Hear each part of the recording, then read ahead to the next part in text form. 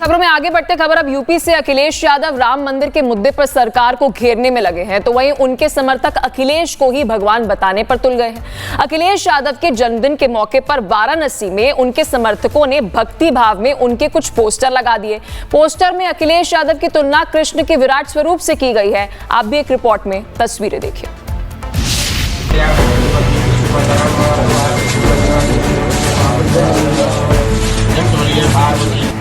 जो कहेगा राम उसका होगा हर काम।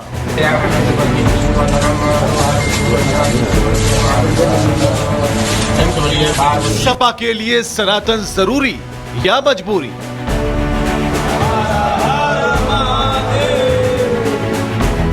अखिलेश का ये पोस्टर सियासी है, जन्मदिन की बधाई है, लेकिन पोस्टर में कृष्ण का विराट रूप धरे अखिलेश अब उसी राह पर हैं जिसकी अब तक खिलाफत करते आए हैं। सवाल सिर्फ पोस्टर का नहीं है, सवाल उस राजनीतिक संदेश का है जो इसके जरिए देने की कोशिश की जा रही है। यूपी की जनता ने तो पूछना भी शुरू कर दिया है कि क्या ये वही एमवाई वाले अखिलेश यादव हैं?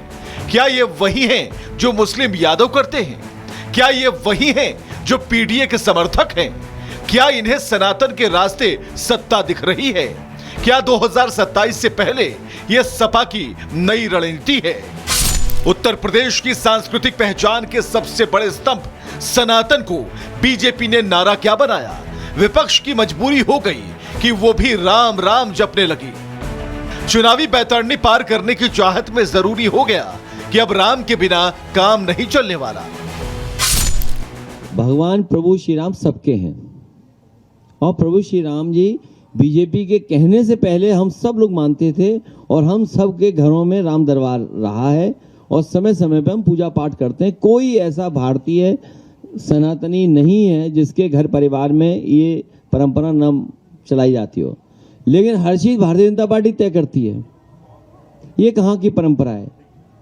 ये कहाँ से हमारा सनातनी परंपरा है कि हर चीज भारतीय जनता पार्टी तय करेगी? प्रभु श्री राम जी के असली भक्त बन करके हमें ये फैसला और हमें ट्वीट करना पड़ गया। राम मंदिर, काशी, मथुरा, महाकुंभ, सनातन से जुड़े मुद्दे विपक्ष को ऐसे पोस्टर लगाने पर विवश कर रहे हैं जिसमें चेहरा अखिलेश का जरूर है, लेकिन मोहरा भगवान को बनाया जा रहा है। सपा के वरिष्ठ नेता तो अखिलेश को चक्रधारी बता रहे हैं। ये जो भ्रष्टाचारी शासन है उत्तर प्रदेश में, जिसकी दमन चक्र लगातार चल रहा है, जनता उससे ऊब चुकी है। अखिलेश यादव अकेले लोगों की निगाह में हैं जो इस अत्याचारी शासन से उन्हें मुक्ति दिला सकते हैं। लेकिन क्या केवल पोस्टर लगवाने से अखिलेश का एमवाई वाला फॉर्मूला सनातन वाला हो जाएगा? फिर एमवाई का क्या होगा? लेकिन सपा प्रमुख अखिलेश अब अपना रुख बदल रहे हैं। अखिलेश कई मंदिरों में दर्शन करते दिखाई दिए, ब्राह्मण वोट बैंक को साधने के लिए परशुराम कार्ड खेला, खुद को सनातन विरोधी बताने वालों को जवाब दिया और अब कृष्ण के विराट स्वरूप में राम में दिखाने की कोशिश की जा रही है। कृष्ण भगवान का जो बताए हुए रास्ते थे उसी पे श्री अखिलेश यादव जी भी चलते हैं, तो हमारे लिए भगवान श्री कृष्ण और श्री अखिलेश यादव जी एक हैं, एक युग के, एक के हैं, एक के।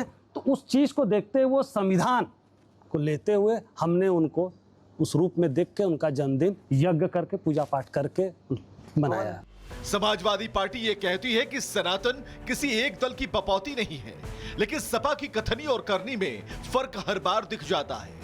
सवाल है कि सपा हिंदू वोट बैंक को कैसे बता पाएगी कि वो सनातन विरोधी नहीं है, और अगर नहीं है तो फिर मुस्लिम वोट बैंक को कैसे समझाएगी कि ये सिर्फ ऊपरी दिखावा है, क्योंकि विधानसभा चुनाव में कई चुनौतियां सपा का इंतजार कर रही हैं। उत्तर प्रदेश में हिंदू मतदाता लगभग 80% हैं। 2024 के लोकसभा चुनाव में सपा का प्रदर्शन बेहतर रहा, लेकिन 2027 का विधानसभा चुनाव अलग चुनौती है, क्योंकि बूथ लेवल पर सामाजिक स्वीकार्यता जरूरी होगी और ऐसे में केवल पारंपरिक वोट बैंक पर्याप्त नहीं माना जाता। और इसीलिए अखिलेश मंदिर के मुद्दे को जोर दे रहे हैं। खेल सीधा है, राम नाम की लूट है, लूट सको तो लूट।